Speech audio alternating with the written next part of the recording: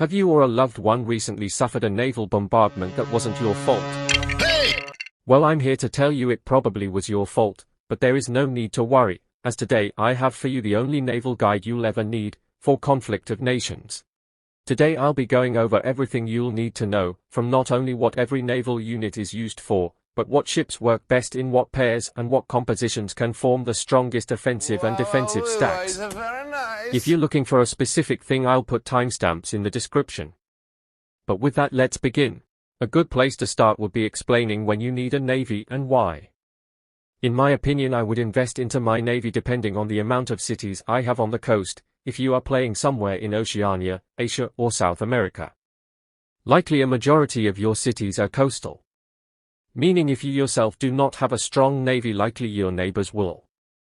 There are also times where you will only have one or two coastal cities, and I personally think it would still be a good idea to build a smaller but defensive-oriented navy, as your navy can prevent enemy landing ships from landing on your cities and buy you enough time to retreat your garrison or react to their attack.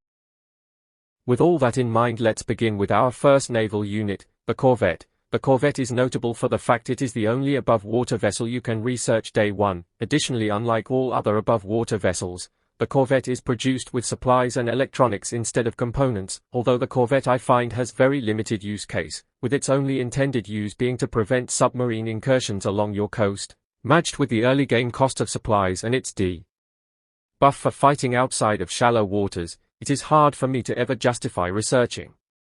Further, also requiring a level 2 port and arms industries to produce, I would much rather just produce the next vessel we are going to talk about today, the frigate. The frigate, in my opinion, is always the most safe option when starting a navy, as it is the best all-round defensive vessel, providing not only naval cover when in port but also further air cover. This is because the frigate is primarily an anti-aircraft vessel. Though lacking sonar, it is vulnerable to submarine attacks, unlike our next vessel, the destroyer. The destroyer requires a level 3 naval base and arms industries to produce, though when produced pose a formidable counter to any submarine incursions as it is equipped with sonar, also dealing significant damage to ships. With its relatively cheap price, the destroyer, in my opinion, is a good vessel to research. And now, excluding officer units and carriers, we are left with one above-water vessel, the cruiser, requiring a level 4 naval base and arms industries to produce. The cruiser is the most formidable vessel for damage and hit points. Late game, the cruiser is a necessity in my opinion. Whether you're completely coastal or just 2 cities, a couple of cruisers can really make the difference. Though with it being the best above-water vessel, it has a price to match. And with most of the above-water vessels being now covered, we are left with the carriers. In my opinion, both carriers are completely situational, and I would recommend not investing into them unless you are very late in a game and materials are abundant. This is because they are very vulnerable to enemy naval attacks, and without a large navy or current use case, it is more of a liability than a benefit. Which leads me to our next very situational vessel, the ballistic submarine. This vessel's intended purpose is to extend missile reach and have a potentially devastating dead man's hand effect, with its main capability being to carry missiles. It is a very late-game vessel with a lot of necessary preparation before it can be useful. For this fact, I would say it is not worth researching. Leaving us with our last non-officer unit, the attack submarine. The attack sub can be devastating to unexpected enemies, especially if they have no ready counter, which are a pretty niche thing to have. Being the ASW helicopters or naval recon planes, they can be a great way to gain an edge. Paired with a relatively cheap production cost, they are always a great option mid-game.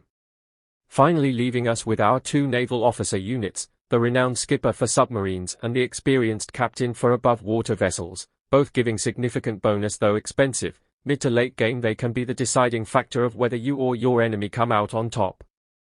For the last section of the video, I wanted to cover some groups I personally like to use in my games. Starting with 3 attack subs, 2 frigates. The reason this grouping is good is because with the attack subs' above-water vessel damage and the frigate's anti-air capabilities, they are a difficult pair to counter. Next for me would be 4 cruisers and the experienced captain. I like to use this grouping as my main offensive spearhead, dealing initial large amounts of damage to your enemy's navy, leaving little room for counter. And lastly would be a recommendation to counter subs would always be having your own stack of 4 attack submarines led by a renowned skipper. And with that, I think I have covered mostly everything. If there is anything I have missed or anything you would like to add, drop a comment below. Thank you, goodbye.